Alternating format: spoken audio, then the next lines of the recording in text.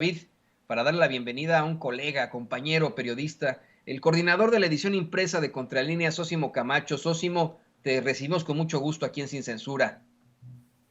Qué gusto es estar con ustedes. Agradezco mucho siempre su invitación. Gracias por su hospitalidad y siempre es un placer platicar con ustedes, con todo el equipo y también con su auditorio.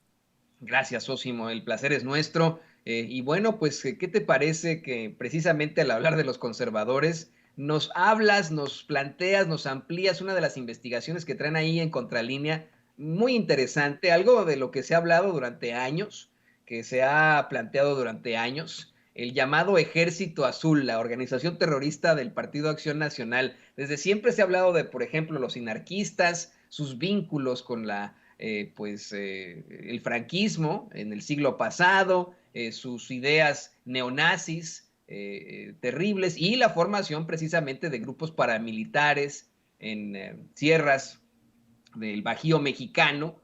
Bueno, pues ya se habla incluso, ustedes documentan a ese Ejército Azul, esa organización terrorista del PAN. ¿Nos puedes ampliar un poco más sobre esto? Ahora que estamos en medio de un debate sobre los que verdaderamente deberían detentar las tareas de seguridad. Así es, pues mira, realmente es una investigación que nos ha sorprendido a nosotros mismos al encontrar este tipo de documentos. Quiero comentarte primero de dónde surge esta información, porque hay quienes empiezan a tratar de, sin saber exactamente de dónde sale la información, pues de demeritarla. Se trata de información que por primera vez se está haciendo pública de parte de inteligencia naval. Nosotros habíamos ya tenido investigaciones desde hace larga data sobre la guerra sucia y el terrorismo de Estado, esto que ocurrió en las décadas de los 60, los 70, los 80, y habíamos tenido acceso a información de la Dirección Federal de Seguridad, que es inteligencia civil, y también de la sección segunda del Ejército Mexicano, por supuesto inteligencia militar, pero en específico de la Secretaría de la Defensa Nacional. Ahora lo que estamos dando a conocer por primera vez es la participación también de la Marina en la guerra sucia de este país en el periodo del terrorismo de Estado, y que pues vemos que la Marina participó también en esto. Ya llevábamos dos entregas previas sobre estos, revelando estos archivos de cómo se utilizaron las agencias del Estado mexicano en contra de la población, en contra también de los movimientos subversivos que los combatieron de manera ilegal, y que ahora estábamos dando cuenta de la Marina. Pero dentro de todos los archivos a los que hemos tenido acceso de inteligencia naval, de la unidad de inteligencia naval, pues nos dimos cuenta que había un apartado que tenía que ver con los grupos panistas. Es decir, el Estado mexicano no solamente detectaba aquellos grupos de tendencia hacia la izquierda, la Liga Comunista 23 de septiembre, el Partido de los Pobres, la Asociación Cívica Nacional Revolucionaria, es decir, todo este grupo, todos estos grupos que por decenas surgieron durante este periodo de mucho autoritarismo en México, sino que también detectaron aquellas que provenían de la derecha. Sin embargo, pues lo que nos hemos dado cuenta es de que por supuesto no las combatieron igual, de hecho prácticamente no las combatieron, sino que las utilizaron en contra de los movimientos subversivos de corte de izquierda, y que ahora por primera vez estamos nosotros dando a conocer la existencia del Ejército Azul. Ya antes habían otras organizaciones de las que se tenía noticia, como el Muro, como el propio Yunque, como los Tecos, pero aquí estamos hablando de una organización armada como antiguerrilla que, ojo, tiene entrenamiento en Miami, tiene entrenamiento en Berlín, Alemania, tiene entrenamiento también en Tel Aviv, Israel, y que realizaba prácticas de supervivencia en la Sierra Tarahumara y también en Los Ángeles. De acuerdo con los propios documentos que se pueden consultar en la página de Contralínea, varios de ellos están ahí abiertos, dispuestos para que la gente pueda consultarlos. De acuerdo con estos documentos, es la propia CIA la que le avisa al Estado mexicano, al gobierno federal, que hay un grupo que se ha armado al interior o auspiciado por el Partido Acción Nacional con tendencias anticomunistas, antiguerrilla, y eso es lo que le avisa al Estado mexicano. El Estado mexicano y finalmente la CIA terminan por entrenar a este tipo a este grupo, incluso con excombatientes, dicen los documentos, de Vietnam. Entonces, tenemos esta parte de este grupo que, ojo, también es distinto al Yunque en el sentido en el que el Yunque es más una sociedad secreta que, aunque está armada y es violenta y también ejerce acciones armadas, en realidad busca penetrar las cúpulas del sector empresarial y también las cúpulas del poder público. En el caso del Ejército Azul, buscan reclutar entre campesinos pobres, entre comunidades indígenas, es decir, la misma base del propio movimiento armado en ese entonces, en los 70s, 80s y 90s, porque tuvimos acceso a una serie de documentos que van de los 70s hasta 1996. El último documento que hay sobre el Ejército Azul en 1996 es de que en ese momento contaban con una estructura de ejército irregular con dos tipos de comandos, unos que se les llamaban comandos de acción rápida y otros que eran los comas, de los cuales no sabemos todavía cuál es la sigla, el significado de esta sigla o de este acrónimo, pero esta documentación surge, una investigación de José Reyes y mía, que surge de los archivos precisamente de inteligencia naval. Querido Sósimo, déjame unir a la conversación a nuestro compañero y amigo Vicente Serrano, desde ahí, desde el Zócalo capitalino. Gracias, mi querido Toño. Saludos, Sósimo, todo nuestro respeto, nuestra admiración por el trabajo de investigación que realizan en la revista Contralínea, y te ofrezco una disculpa porque ayer no pudimos realizar el enlace. Déjame preguntarte de las preguntas que tengo. ¿Qué tan relevante resulta exhibir, descubrir estos movimientos organizados, irregulares, desde estas fuerzas de las que nos estás hablando, para también poder entender nuestra realidad, nuestra actualidad, mi querido Sósimo? Bueno, pues en primer lugar, un fuerte abrazo, Vicente. Por supuesto que entiendo a veces las complicaciones pues hasta de la tecnología, que también me compete a mí, que ya no se pudo hacer el día de ayer el enlace, pero con todo gusto lo hacemos el día de hoy y cuando tú lo consideres, siempre es un gusto estar con ustedes. Pues ya en específico sobre lo que me comentas, es muy relevante, además porque hay que recordar algo que viene en los propios documentos y que trae, vaya que, mucha actualidad. Estos documentos señalan que este Ejército Azul estaba involucrado en el narcotráfico, que tenía una vena precisamente en de financiamiento y también de incorporación de integrantes del narcotráfico con este Ejército Azul. Y el Estado mexicano, en ese entonces, pues lejos de combatirlos, en realidad toleró las actividades que realizaba porque se convirtió en una extensión de ese propio viejo Estado mexicano que fue el que pues después vendría a ensangrentar prácticamente a toda la sociedad. Entonces es muy relevante conocer las raíces. Se ha hablado ya mucho de las raíces franquistas, las raíces de corte nazista, pero también ahorita lo que estamos pudiendo documentar con archivos de inteligencia naval es la vertiente del narcotráfico, que desde ese entonces tenían este tipo de grupos. Y podríamos incluso decir que, Vicente, compañeros, que mientras que a los movimientos armados de izquierda se les combatió con todo y que incluso hasta los propios documentos se refleja este odio que había de los agentes de seguridad contra ellos, tachándolos pues de robavacas, de ineptos, de una serie de epítetos y de calificativos, vemos que a estos integrantes parece que los describen de una manera que raya incluso en la admiración. Buenos tiradores, con buen trato, buen talante, se refieren a ellos prácticamente como compañeros y fueron ellos los que se encargaron de atentar en contra de maestros rurales, de poner bombas en determinados asuntos que después culpaban al movimiento armado. Entonces, sí creo que es muy importante saber exactamente de dónde vienen, porque no necesariamente ya están desarticulados. Como yo decía hace un momento, llegan los documentos hasta 1996, pero eso no quiere decir que ahí se hayan disuelto. De hecho, en entrevistas que hemos hecho con especialistas nos dicen, pues mira, es muy probable que incluso hoy se hayan reactivado porque no tienen el poder, porque han sido desplazados, y es precisamente entonces cuando la parte clandestina de este tipo de organizaciones pues toma otra vez mayor fuerza. Entonces sí recordar toda esta parte ideológica que sabemos que tienen, antisocial, incluso antimexicana, pero la otra vertiente, que están involucrados en el narcotráfico prácticamente desde la década de 1970. ¿Y cuáles son las zonas más importantes de acción a encontrar en la investigación, Sósimo? Así es, mira, a mí me sorprendió mucho, fue la Sierra de Chihuahua, donde estaba ahí el comando, el jefe militar de esta organización, y fue precisamente ahí donde se hicieron varios atentados contra maestros rurales, porque ese liderazgo de los maestros rurales a ellos les estorbaba, entonces se disputaban, digamos que prácticamente las mismas comunidades campesinas, en la Sierra Tarahumara también, hablando de Chihuahua, no solamente la Sierra Tarahumara, pero particularmente la Sierra Tarahumara, y podemos ver que incluso se desplazaron, por supuesto, hay otros lugares que ya se sabía de noticias de este tipo de grupos, como Guanajuato, la Sierra de Guanajuato también, Querétaro, y también me sorprendió mucho encontrar ahí a Oaxaca. Durango también es otro de los lugares de los que se señala que está el Ejército Azul con presencia importante y que están realizando trabajos incluso, decíamos, de supervivencia, y que mandaban a los que ellos consideraban sus mejores reclutas, los mandaban a capacitarse a Tel Aviv, Israel, a Berlín, Alemania, y dice ahí mismo que disfrazaban esas salidas como si fueran estudiantes becados a universidades de aquellos países.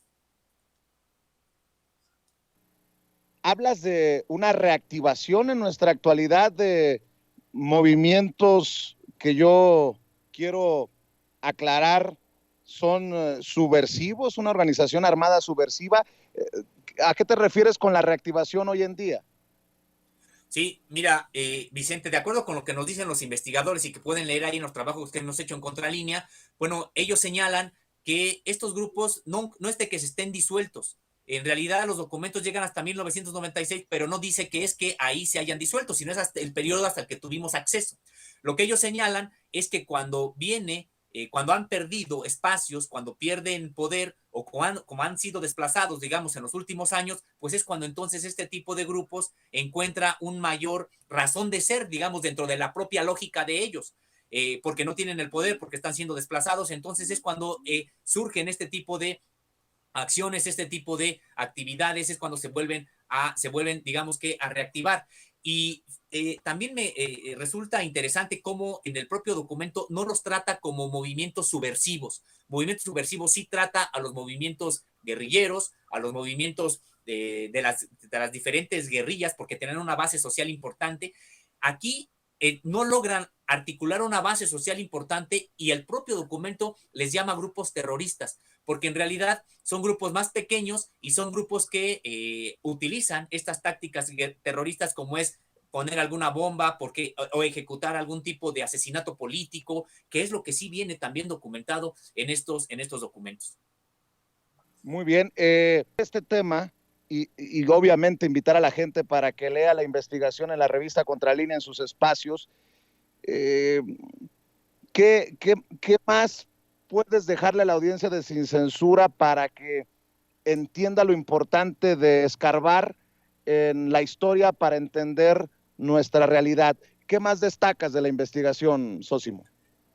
Mira, Vicente, los archivos, creo que en sí mismo los archivos, más allá de todo lo que contengan, son archivos muy importantes, porque yo comentaba hace un momento que prácticamente se ha conocido que la Dirección Federal de Seguridad, se ha conocido de los archivos del Ejército, pero de los archivos de la Marina, pues la Marina había pasado en una situación de bajo perfil, muy bajo perfil, no obstante que tuvo una labor de primer orden en el combate a los movimientos armados en ese entonces. Y nosotros en realidad lo que estábamos investigando era precisamente esta participación de la Marina, que no se le había dado ningún tipo de luz, no se había arrojado luz sobre ese asunto, cuando nos fuimos encontrando con archivos que son distintos a los que están en el Archivo General de la Nación, de la DFS y del Ejército. ¿En qué sentido? En que aquí sí tenemos fichas que elaboraron los propios agentes de inteligencia naval en campo, pero también la interpretación que le dieron ya intelectuales de inteligencia naval, analistas de inteligencia naval formados en sociología, formados en ciencia política, que realmente pudieron interpretar esta información que de primera mano les daban, y así fue como empezaron a hacer pues todo este tipo digamos que de reescribir cómo había sido el combate a los movimientos subversivos. Y aquí viene la parte de los movimientos subversivos que le llaman del Partido de Acción Nacional, estos grupos terroristas, y en realidad aquí lo que vemos es de que en realidad fueron aliados durante este tiempo, porque hay que recordar algo: los desaparecidos, los torturados, los ejecutados extrajudicialmente, todos son de los movimientos de izquierda. Todo lo que ocurrió, tipo Yunque, tipo Tecos, tipo Muro, tipo ahora Ejército Azul, prácticamente no tienen desaparecidos.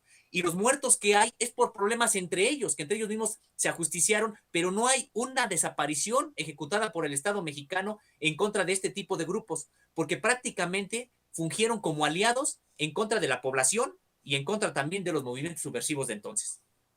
Querido maestro Sósimo Camacho, preguntarte también sobre el caso de José Luis Abarca, el ex alcalde de Iguala, porque hoy fue mencionado en la mañanera y tú has estado al pendiente de este caso por la desaparición de los normalistas de Ayotzinapa. Un juez absolvió a José Luis Abarca por el caso Ayotzinapa y hoy en la mañanera el subsecretario de Seguridad, Mejía Verdeja, Ricardo Mejía Verdeja, aclaró que José Luis Abarca y 19 copartícipes no saldrán de prisión a pesar de la absolución que determinó un juez de Tamaulipas. Llama la atención esto de Tamaulipas. Creo que el presidente Andrés Manuel López Obrador se extraña. En la mañanera vamos a ver y escuchar y recogemos después tus impresiones, Osimo. También quiero señalar con relación al fallo de un juez de control en el estado de Tamaulipas, el caso de Matamoros, en contra de José Luis Abarca, donde generó la absolución por el delito de secuestro agravado en contra de José Luis Abarca.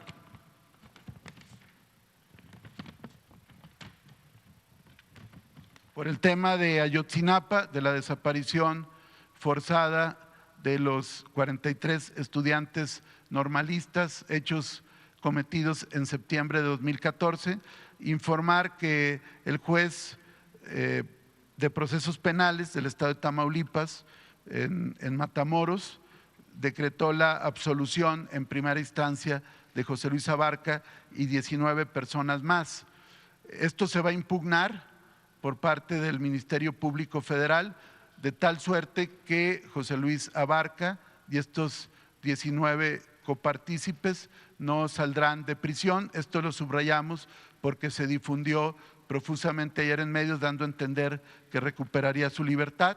También informar que se va a proceder a interponer una queja ante el Consejo de la Judicatura en contra de este juez de procesos federales, que vale la pena subrayar que con esta sentencia absolutoria en primera instancia de José Luis Abarca y 19 personas, acumula un total de 98 exoneraciones en primera instancia en contra de diferentes individuos que participaron en estos hechos. Se sigue impugnando legalmente, no va a haber impunidad, pero sí es importante también señalar que se va a proceder en términos de la ley ante el Consejo de la Judicatura en contra de este juez de procesos penales.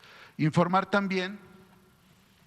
Ahí están las declaraciones de Ricardo Mejía Verdeja, el subsecretario de Seguridad, en la mañanera. Mi querido Sósimo, quiero escuchar tus opiniones, tus comentarios sobre este caso de José Luis Abarca. El presidente también hace mención de que se trata de un juez de Tamaulipas y bueno, por todo lo que sabemos de Tamaulipas, no debería de sorprendernos. Así es, Vicente, y esto nos indica que la verdad histórica todavía falta porque sea desmontada, no tanto entre la gente, ya sabemos la participación, sabemos lo que ocurrió en ese entonces, toda la maquinaria para ocultar, pero todavía en autos, en procedimientos judiciales, la verdad histórica ahí está. Si no hubiera la determinación, como la hay ahora, de que se tiene que llegar hasta las últimas consecuencias y de que no debe de haber impunidad, ya ahorita estaríamos prácticamente viendo de manera indignada la liberación de este personaje junto con todos los demás. Qué bueno que va a haber esta impugnación y qué bueno que hay una determinación de tipo político importante que desde el gobierno federal para que no salgan este tipo de personajes que por supuesto que están totalmente involucrados y que los casos desde un inicio se armaron así para que unos cuantos años después todos estos involucrados, todos estos perpetradores pudieran salir libres y pudieran disfrutar incluso de los negocios, de los recursos que han esquilmado tanto al pueblo de México. Entonces, qué bueno que hay esta determinación, porque no obstante que existen jueces como este de Matamoros, Tamaulipas, que hay que recordar, y se dijo hoy, son casi 100, son 98 los que este juez ha absuelto, y qué bueno que viene esta queja, y vaya falta que hace una reforma al Poder Judicial para que rindan cuentas, porque como también lo dijo recientemente el propio presidente de la República, no hay un solo juez, un solo magistrado que esté en la cárcel. Ni modo que ahí no haya corrupción. Sin embargo, ellos están en la total impunidad. Indignante lo de este juez. Creo que amerita que se haga una investigación también al respecto, saber incluso cómo se llama. Y pues sí, porque necesitamos nosotros, en términos generales, los mexicanos, las mexicanas, pues tener claridad y arrojar más luz sobre el propio trabajo del Poder Judicial, porque este tipo de casos pues indignan mucho a la población. Mi querido Sósimo, yo te agradezco mucho por tu tiempo, por los esfuerzos realizados para que se realizara este enlace, y tú sabes que es desinteresado el esfuerzo que hacemos también desde nuestras trincheras para que cada vez más personas lean las investigaciones, los vean a ustedes en sus espacios digitales. ¿Por qué no cerramos, querido Sósimo, invitando a la gente a leer, a informarse con las investigaciones que ustedes realizan desde su trinchera independiente en Contralínea? Agradezco mucho, Vicente, tus palabras, el respeto, el cariño también, pues es mutuo. Creo que no nada más entre nosotros, sino entre ambos equipos. Agradezco mucho también la hospitalidad que no de ahora, sino desde hace mucho tiempo, cuando también había un cerco sobre las investigaciones que estábamos realizando, pues ustedes abrieron, y que agradezco mucho, Vicente. No olvido también esta situación, y te felicito también por tu reciente reconocimiento que te dieron por tu labor periodística, creo que muy merecida. Te felicito, te mando un abrazo, y sí, estamos en Contralínea, que es www.contralinea.com.mx, y me encuentran a mí en Twitter como @sosimo_contra. Estoy ya también incursionando apenas en Facebook, pero ahí me encuentran también como Sósimo Camacho, pero sobre todo ahorita estoy más trabajando en Twitter. Por supuesto que estoy atento a lo que mandan, para también responder con mucho cariño y con mucho respeto. Agradezco mucho, un fuerte abrazo a todo el equipo. Saludos a todos, particularmente salúdanos al maestro Miguel Vadillo, por favor, mi querido Sósimo, director de la revista Contralínea. Estamos al pendiente, Sósimo. Saludos. Gracias.